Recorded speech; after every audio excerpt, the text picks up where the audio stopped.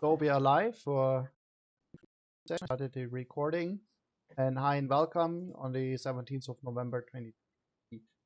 It was Hack Week at SUSE, so we had planned to have a session where we can share a bit of our findings from there. So where are we here? Results from SUSE HackWeek lightning talk. Present your own topic. That's 5 minutes top for each, and we have an Etherpad document. Let's take a look what's there. Right, so we have 8 entries, and we have Jan Stelik here and Rainer, the first 2 speakers. That's great. So yeah, if you're ready, then can switch over. Would you like to, Jan, would you like to share your screen and give it a go, or you just talk about it? And while you do that, I will try to. By the way, how many minutes timer. do we have? 5 minutes. 5 minutes each. Good morning. Yeah, I will just shortly talk about my HackWeek experience. So my project is called Voice-Controlled Interface for Stable Diffusion, AI drawing. And the reason for this was that I thought that the best use case for this is for small kids that don't speak English and can't write on computer. So and that's most fun for them to draw their ideas. So I used the opportunity by Martin Piala that we had a presentation from people from AWS. And first I tried their solution. So it was surprisingly easy to actually compose this solution from components they have in cloud. The downside is it has proven quite costly. One good picture, including all the computing time, would cost roughly 10 cents. So in the end, I decided to abandon this this approach. It has advantage. It is scalable. It can be used around the world. But if somebody would like to make it a business, there is this very easy competition. I'm surprised that all the existing AI drawing pages don't have this feature already. And the goal of this project was different. The idea was to make it available on some booth, on some event where we could use it to entertain visitors. So I decided then, after almost 2 days of playing with this solution, to completely abandon this approach, and I decided to start it locally. So in the end, I installed on my local machine Stable Diffusion and a translator tool called Whisper.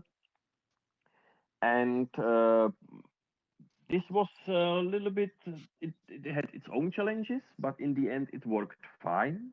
The limitation is my graphics card, which is NVIDIA GTX 1660, which is not the top of the line, a limited VRAM, and this makes it possible only to use limited model for Stable Diffusion and for this Whisper as well.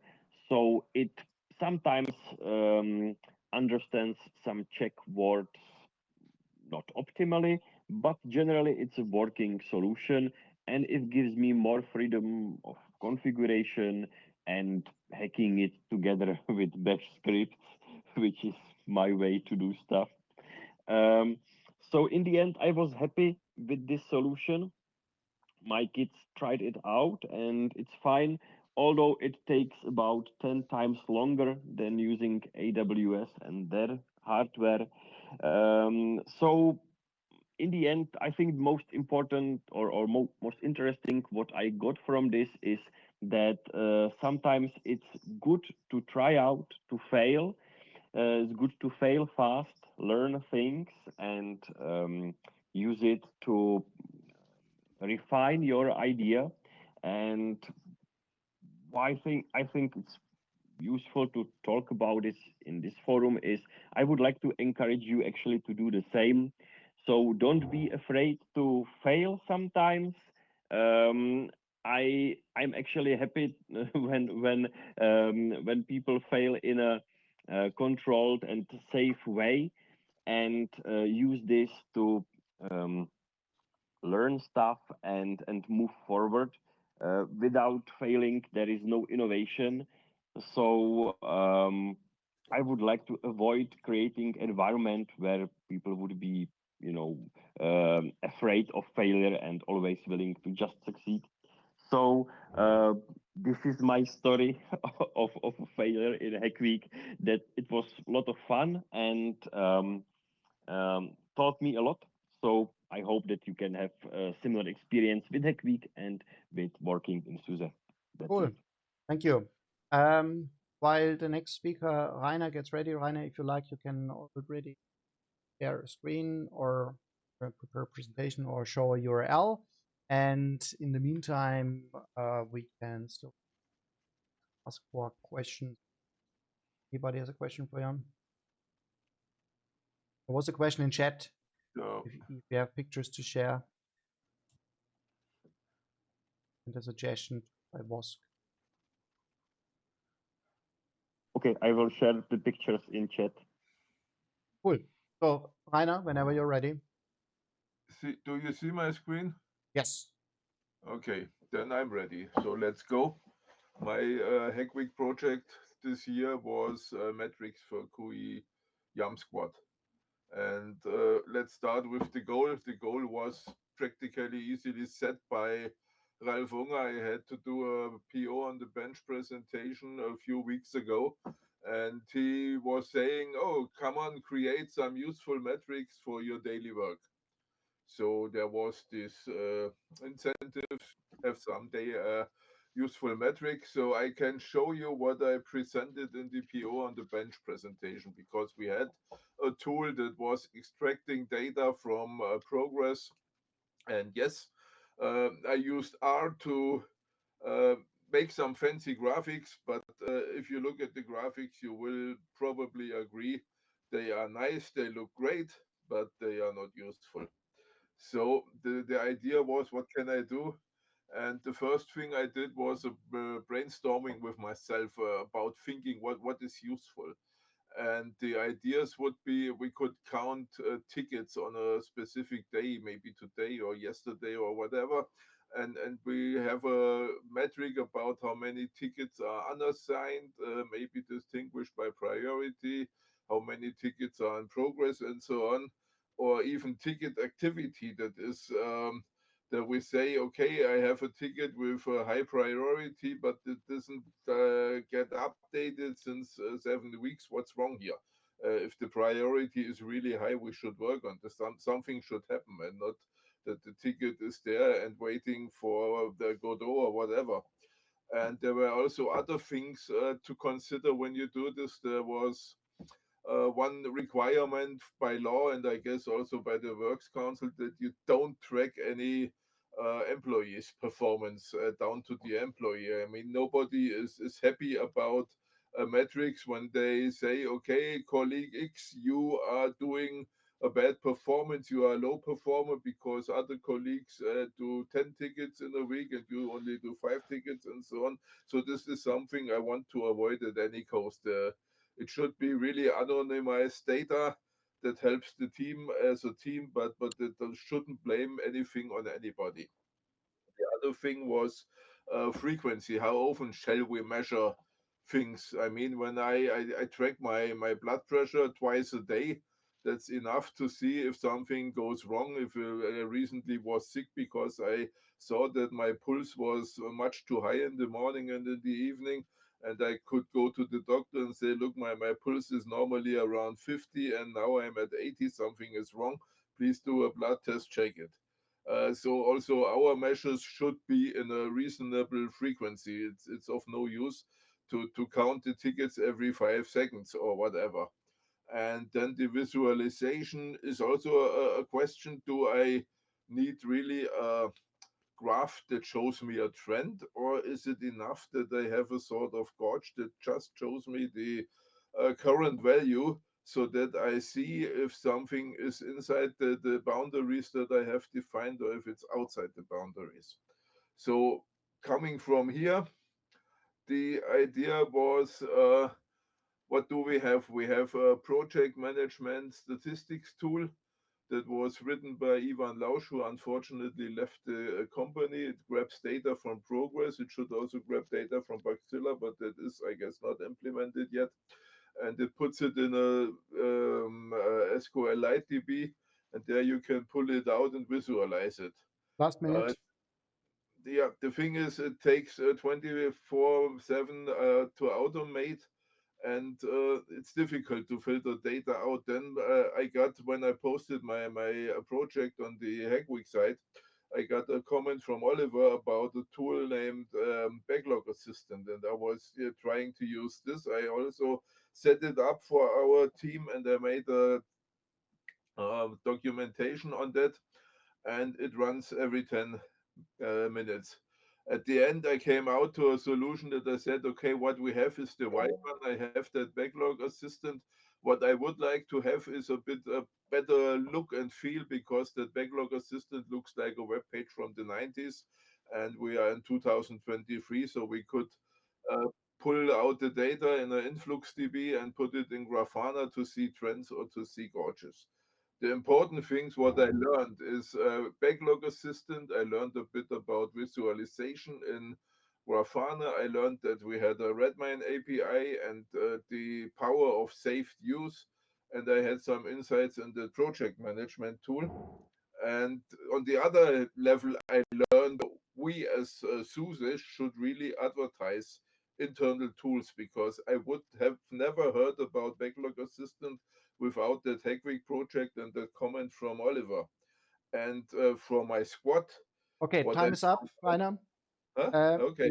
Time is up. The quick readers can see what you've written there, so thank you for that. There were some comments already, so from Liv and Tina. Yeah, the backlog assistant already supports Grafana. So you mentioned good ideas. Please continue to look into that, because something is already there. So the next person, El Dragon. El Dragon. Get ready.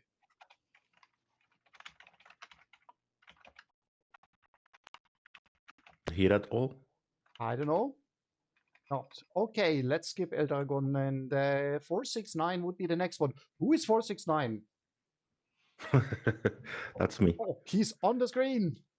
Go ahead. Wait a second. My developer thingy. Okay, so this is the. I'm going to start a timer. 5 minutes starting now. Go ahead. So in general, so my HackWeek project basically revolves around. So yeah, my HackWeek project basically revolves around running Ask Me Anythings around outside of SUSE engineering.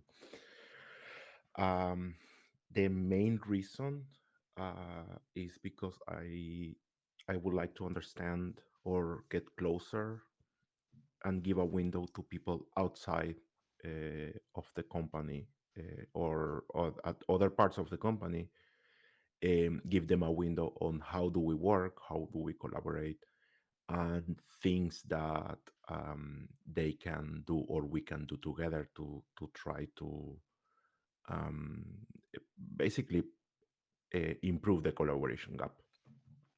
So the agenda was really simple. I was just doing a very small introduction that was literally this line,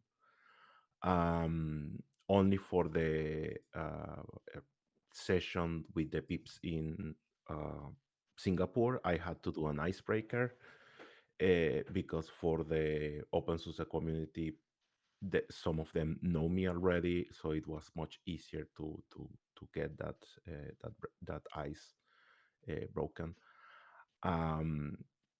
For our friends in Singapore, I was going through some of our workflows showing how the maintenance updates are being tested and released to the customers. And I didn't even have the time to go through all of that because there were already a couple of questions that I had during the presentation. And between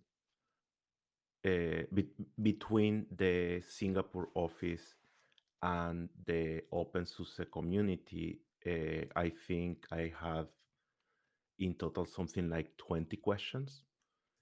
But the main point, or at least the biggest lesson learned that I have is, we really need to get out of engineering more often, especially out of SUSE engineering, and start talking to our friends from global services or friends from premium support, especially because the guys from premium support, they are the ones that will be able to tell us, hey, uh, these and these type of scenarios are the things that are impacting mostly our customers, or that on the other hand, they know what features are people coming to SUSE for, and what is missing.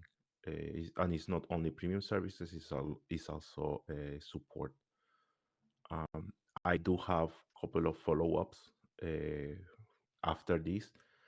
One of the things that I noticed is that the bar when it comes to the OpenQA overall experience, both for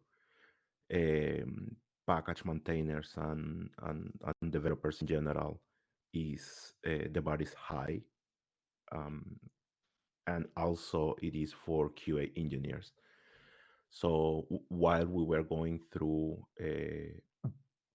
some of the questions, there was this one about what's the difference between is OpenSUSE and is Tumbleweed, and this is not explained anywhere. So my first take there is, Last minute. we need to focus on making sure that the development bar to enter to develop automated tests for OpenQA is actually easier.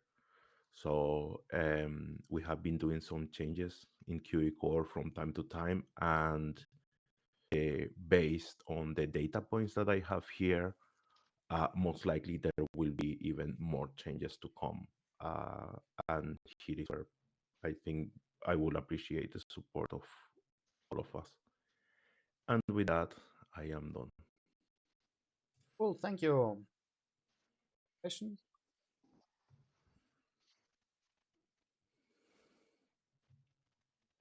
The next talk would Prime. Prime here. I'm here. I did not really prep this for 5 minutes. I just found out. But yeah, let me share my screen. Probably it's a good idea, right? Cool. Yep. I prepped something. I just did not know the time. Crap. So what time did you plan for? An hour? 1 minute? No, it was a little bit longer, but I to be honest, I didn't really practice this because I felt it was a bit rushed on. I just learned about this presentation very late. That's it. But let's go. It's That's fine. cool. That's why we want to have that spontaneous. So Okay. let's just try. Countdown is running. 5 minutes. Okay. So Go. good morning, everyone. My name is Ricardo Mestre. I joined SUSE last May. So this is all this hack week is kind of new for me, as you could already tell. So for a little bit of context for what I did, I worked at the National Bank for some years. I was part of a team that was responsible for all sorts of loan simulators, and I always help my friends whenever they had questions when they were buying their houses, or they just wanted to understand what was the simulations the banks were giving to them. So if you've ever been in this position, you probably remember what a loan proposal looks like. It has a lot of parameters, a lot of jargon, uh, somehow familiar acronyms, financial terms, etc., and then an extensive financial plan that you can actually see what you are paying for. So, and if you are not familiar or want a painful reminder, here is what financial plan looks like, at least here in Portugal. So each row it's a payment. On each payment, what you're looking for is to see this column of the principal, which is the money that you are actually getting back to paying back to the bank, and then there's an interest that you pay to the bank. That is your own way to thank you the bank for the money they are lending you.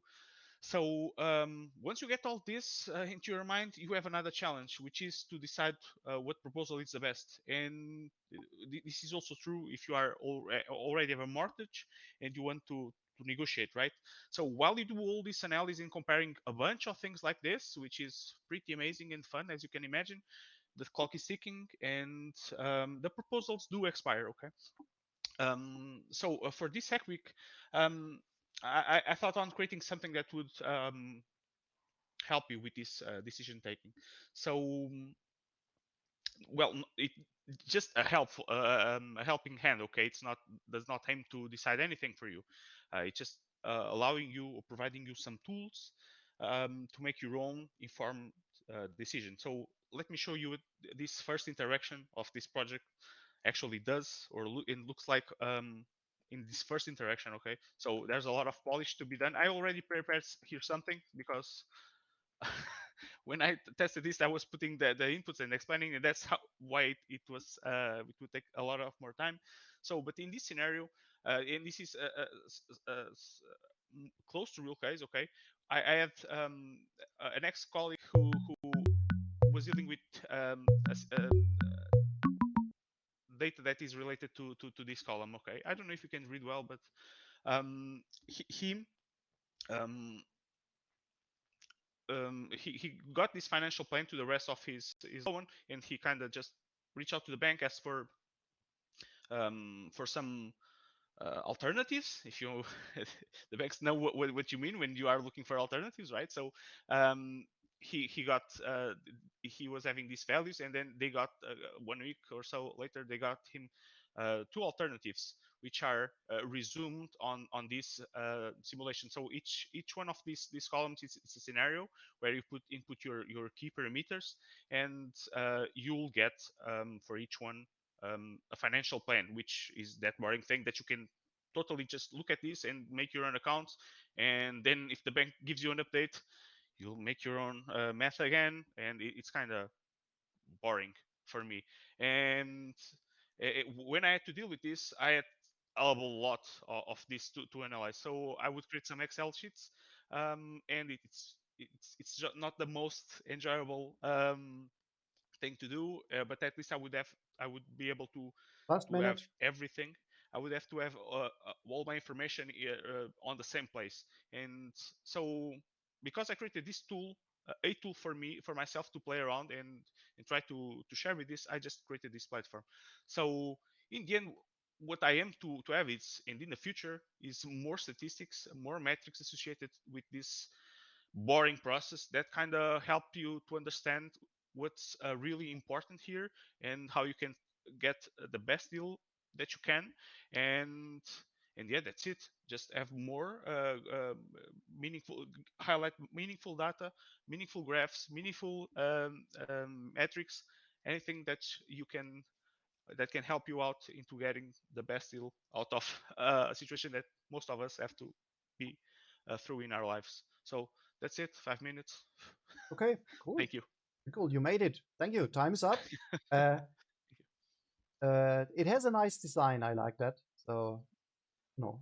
Oh, sorry. In the meanwhile, I think I.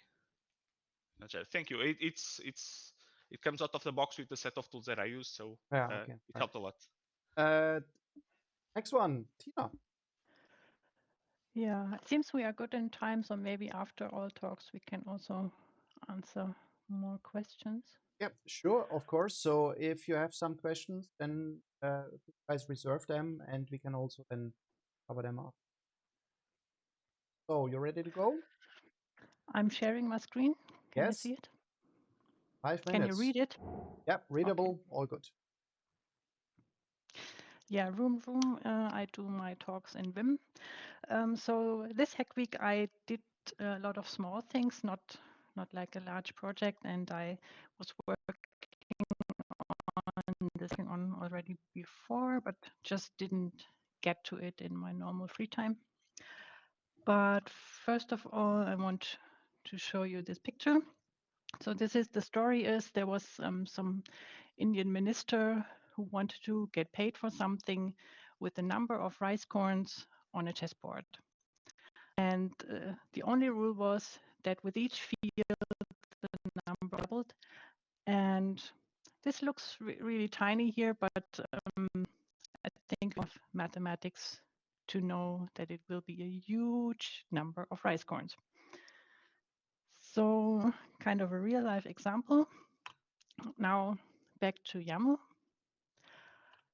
So when you process data from untrusted sources, you need to consider the potential security issues, which is not only remote code execution, but also denial of service attacks. And YAML is a powerful language regarding that. And I think the default loader of a YAML library should really be safe. And so it's my job to provide a safe but useful default because I've been contributing to PyYAML and wrote the Perl module YAML PP. So really fast intro to anchors and alias. And the ampersand name is an anchor in YAML, and you can reference it with the star name. This is like a pointer, and in Perl, this is implemented usually as references. So it's pointing to the same data structure. You can have cyclic data in YAML actually. So here we have an anchor circle, and it's a sequence with one item that points to the outer anchor again. So this is cyclic. If you load cyclic data or create cyclic data in Perl, that can lead to memory leaks, and you can do something about it. But yeah, in YAML PP, this is simply forbidden. So no problem. And now the built-in laughs attack. You might have heard about it in XML. Here's the YAML version. So what do we have here? One sequence in the first line with 10 strings, and the anchor A is attached to it. And in the next line, we have an anchor B and a sequence with 10 items, and all are pointing to the 10 items in the first line. So actually in this line, we would have 100 items, 1,000, 10,000, and in the end, a billion. So, but they are all pointing to the same data, so the data structure would be quite small. So it's not really a problem. So it's not a YAML problem by itself, but you can shoot yourself in the foot if you just carelessly process the data. So you read YAML from an untrusted source, and untrusted can just mean you are a provider, like OpenQA reads YAML from GitHub pull requests, and OBS does the same. And you want to process it, and if it's a large structure like this, you have a lot to do, or your memory or your disk might get full. So let's look at this program. Last minute. What? Oh God. So I have this program, and here I load the YAML, and here I encode it to JSON. So let's run it. This is the JSON, and it's quite small because I actually commented out a couple of lines. Let's run it with this. and it's already 691,000 characters long, and I will skip the other lines. So yeah, what to do, I can actually count the hypothetical size of every anchor, and if an anchor is reused, I can add the size of this anchor to the upper anchor, and this is more or less implemented. And I just need to find a reasonable default. And there's a special case. Strings are actually not references in Perl. So here we have an anchor attached to a long string, and then we have aliases here. Time is up. Last 30 seconds. Okay, and we can actually mitigate that with the same algorithm, just counting the number of characters in strings too. And yeah, thank you. Cool. Cool. Right, the next is hard to find you. Yep, that's me. Can you hear me? Yep, loud and clear. Let me try to share my screen to check if it works. Um, Go up for a second. can you see Okay, my that screen? is good. Ready to go? Okay, ready to go. Yeah, 5 let's minutes. go. So yeah, I'm Ruben Torrero. I work on the SAP side of the business of SUSE. I work for the Trento team. So my goal with this was try to use something with large language models, but try to make something new with it, and try to make something that could actually potentially be used by the company. So my initial thought was, let's do something with Llama 2. Llama 2, if you don't know, it's like ChatGPT, but it's you can run it locally. The licensing is, well, it's a bit there's a debate if it's open source or not, but whatever. You can run it locally, you can train it locally. So I thought, let's try to train Llama 2, do some fine tuning, and add, for example, documents about like technical documentation from my team from the Trento project, right? This turned out to be quite hard because you need a lot of power to do this. I actually have a strong GPU, but it's the support is not quite there yet because I use AMD. It's a long story, but trying to reevaluate what else I could do, I came up with this concept called retrieval augmented generation. You can see my cursor, right? So I can point Yep. at stuff. Okay, so basically, this is like any normal interaction with a system like ChatGPT or something like Llama 2, but we put something in between that is a retriever. And what this does, it tries to. It's like when you're asking some question to ChatGPT and you want to ask about a certain document. And what you do is you paste the content of that document into the question itself, so you're giving the large language model some context about what you're going to ask. But the thing is about this technique is that it automatically does that for you. So you give it it looks into a vector database. I cannot go into that because it's a bit too technical and it's going to take some time. But it basically it goes through your documents, it generates some vector embeddings, which are just numbers, which represent concepts. And it takes, like, if you ask some question about a specific part of the documentation, like we'll see now, I'm going to do a demo. You ask something like, what type of gather should I use in Trento? It will recognize it will generate vector embedding for that question, and it will go to your vector database. It will see, okay, I know this is related to this document, so I pull this document and it injects it into the context. And this allows you to ask questions basically about anything without having to fine tune, which is super costly. So now I'm gonna switch to my VS Code. I still have time, right? 2 minutes. Okay, so this is the end result. Is it readable? Could you zoom in? Yeah, that's good. Perfect. Okay, so this is the code. It's super small. I'm using Llama Index, which is an implementation of this technique. And I put here a bunch of documents from my project from Trento, right? This is technical documentation. You see it's in Markdown format. It could be in any format. It supports quite a lot of things. And well, let's just try to run some question. what are the support gatherers in Trento? Gatherers is I'm not going to go into that, but it's a technical feature of Trento, right? So I ask this question. You will see it's doing a bunch of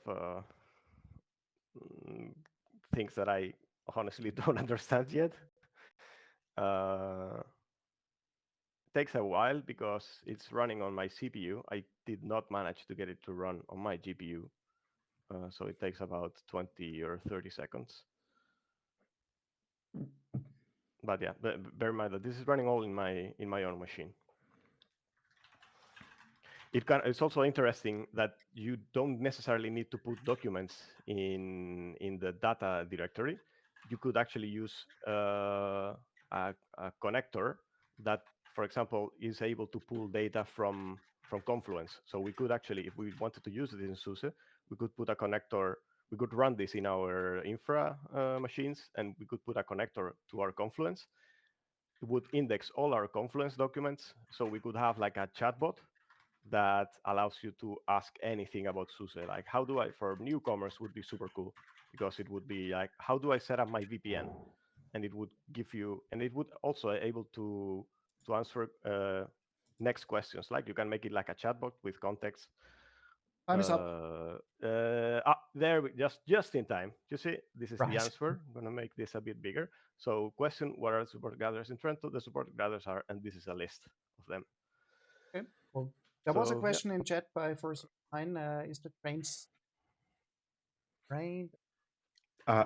yeah. Sorry, is the model trained The model? every Yeah. time?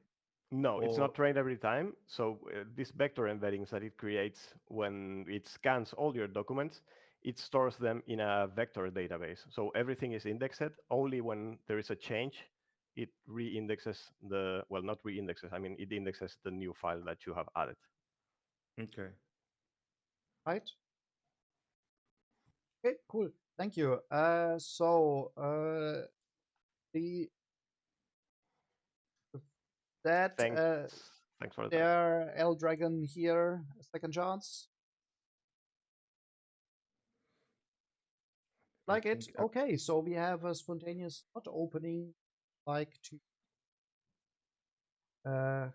spontaneous lightning. I think that's Luna, actually. Let me use that chance then. I would like to talk about the backlog assistant. You might have heard about it because Rainer mentioned it. And that it looks like the 90s. It's just on me. That's just my HTML capabilities. Sorry. No. That's also, I support that because I'm also from around that time, so I like that look. If it doesn't require 300 of JavaScript to run on your browser, it's so great. I will run the countdown, but bear with me. I'm there too. I think I can, but I can just set the take. timer for you. Thank I will you set to the that. timer for you. Cool. So what I would like to show is QE Tools Backlog Assistant, because that thing is where we use Backlogger. So I'd like to show you that very tiny project. If you like to use Backlogger, basically you need two things. You need a YAML file, which looks rather simple like this one. So where we define Redmine queries and some limits for that query. And next to that, what you also want to have is the automation. What we use is, as Rainer mentioned, GitHub Actions here. So you can see here that we are checking out Backlogger and running that, and we're giving it credentials as Redmine, and then generate page out of that. So how does the generated report look like? It looks something like this. So where we have multiple queries, and we actually use that in our daily life. So we can see a red blob here. I noticed multiple red blobs today in the morning. So that's for me and Liv as Scrum Master mostly a task to take a look into that and then make sure that we are getting back to green parts all. So how does Backlogger look like? I have that up And that project is also, I would say, a rather simple Python project. You can see that's the main implementation backlogger py. We have a footer, we have a header, and varies here defined as example, so that you can see how it looks like, example.com. And we also have tests for that. So we are running tests for that little project. When we're taking a look into the implementation, there was one question, and we can already see that what we are doing is, well, we are querying the data, listing, and then what we do is generate a markdown document. And from that markdown document, we then generate an HTML page with the reports as well. And of course, the HTML document, made a bit more fancy with a little bit of CSS. But, we mostly care about functionality. Additionally, what it does, remind us, so Backlogger can actually back to the issue on Redmine and the comment on there. Tell people like, hey guys, you set a due date and now we exceed the due date or something like that. Okay. Additionally, it does support InfluxDB. So what you can do is you can actually feed the data into InfluxDB and then read that over Grafana. How does that look like? Well, let's show you. So for example, we have that dashboard here for our team. 2 minutes. Yeah, thank you, where we track the data, and you can see that we are taking a look at our backlog, the count of the tickets that we have in those states, and also from that we derive the cycle time and the lead time, so that we know if what we can expect for tickets, and this is also how we can then communicate expectations to our stakeholders. Sorry, okay, I'm sharing that properly, but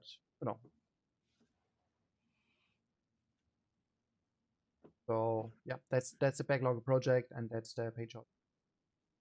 Thank you. Any questions? Congratulations for taking less than 5. All right. So if you like to follow about Backlogger, I can have a link with that.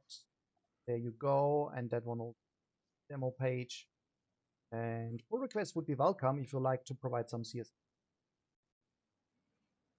So, and our team very coming. So, all right. With that, I will stop early and done here. Anyone would like to bring in another talk now?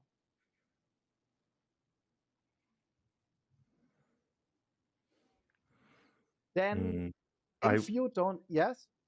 Yeah, I was just going to say one of the things I was trying to look into during HackWeek as well was auto completion for command line tools, and it's interesting how all of that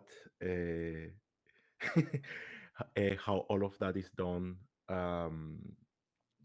But a small TLDR, you basically have a set of functions. You can have a set of functions in Right. Bash. You guys go on. I specify. need to go get the door because actually, it's related to my HackWeek project. I can tell you more later. Go on. Okay. Let me see if I have the complete thingy here.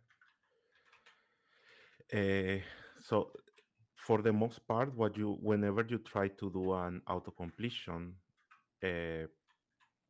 it's trying to set it up requires you to write so much, so many functions to be able to understand how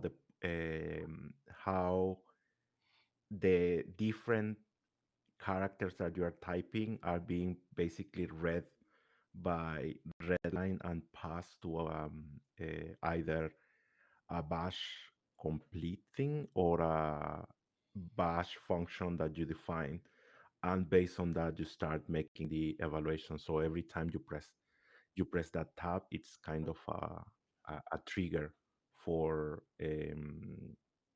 ZSH or Bash to generate your stuff. And I see that Tina shares something that might be super useful. Uh, so initially, I was trying to do this with Bash, and I completely gave up because it's a pain in the butt. So my first thinking is we're depending so much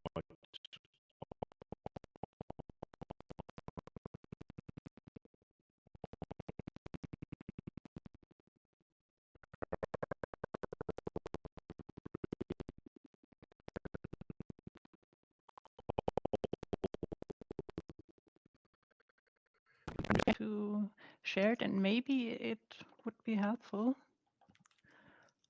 if you can see my screen. Is it large enough? Yes. Okay, so here we have a collection of completions for those commands. Most of them are actually Perl commands. And these sources are written in YAML, of course. So this is a Perl command, and you can specify the options here in this kind of format. And you also have subcommands, nested subcommands actually. So you have the add subcommand with its own options. Awesome. And yeah, then there is this program called subspec. So a spec for an application, because it can also do a little bit more than completion. And then it will generate a really ugly bash script, because it's generated, it's ugly. But yeah, you have all this completion stuff, because I wanted to write completion for a certain command and try to do it with Z-shell, and it was awful to do that over and over again. So yeah, maybe you want to try it out and see if it helps you. Actually, you are solving exactly the problem I was having. And one thing I learned when I started doing things in open source is that if you are thinking about it, most likely somebody else already did it. So thank you, Tina, because this solves exactly the problem. So what I'm looking at right now is to add those completions to our OpenQA many scripts, because I'm lazy and I want tab completion. Yeah, me too. Okay, cool. Nice. All right. Cool. So where's my? Yeah. Now that was topic number 10. I'd like to go next. I'll have some time. If not, well, let me talk about ESS.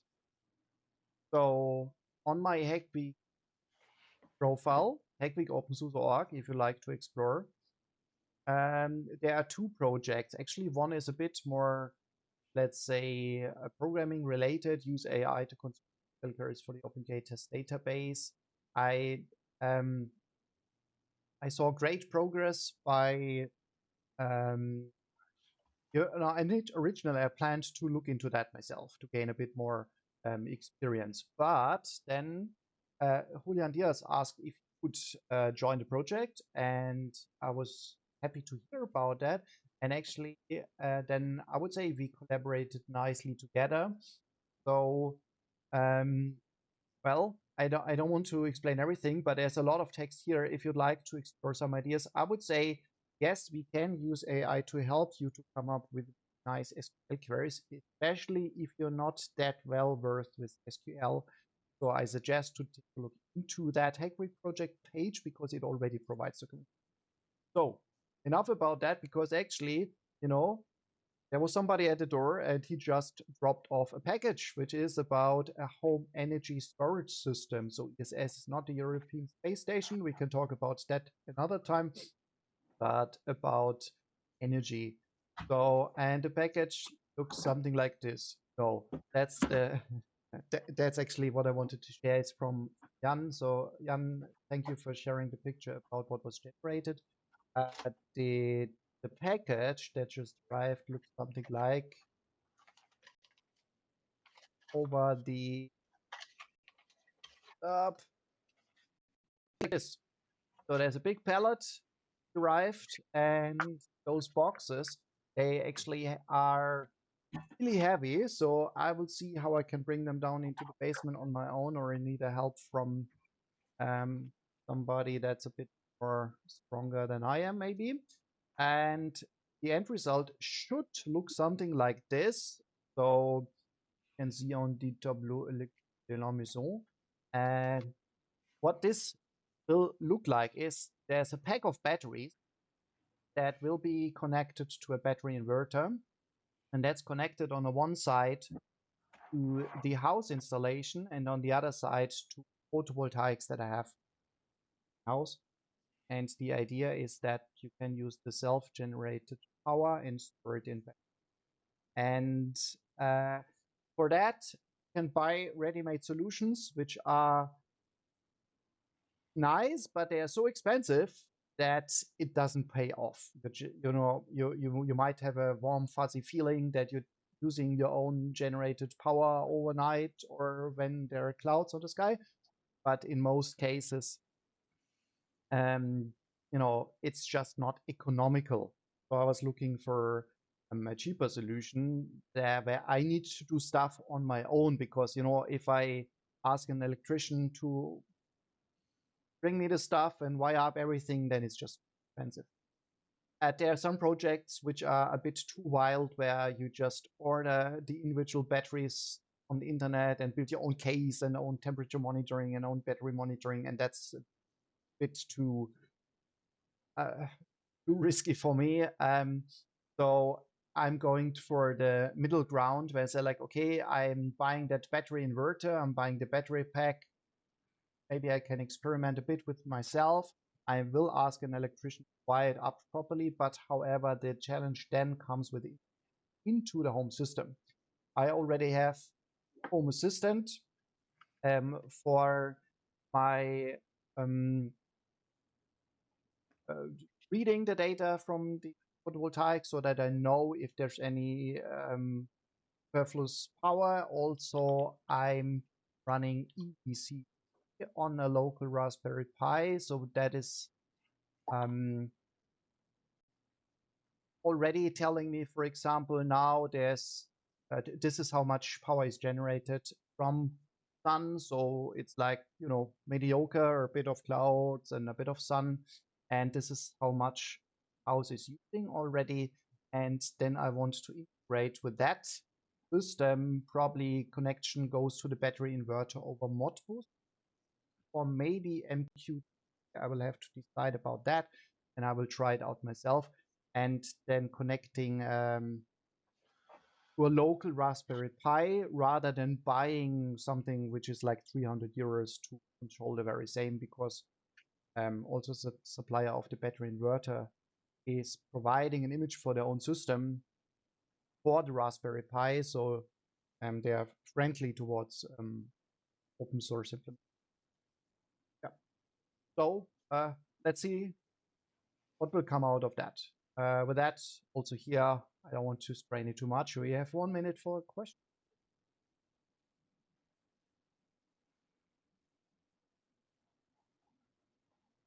Nope, we're good.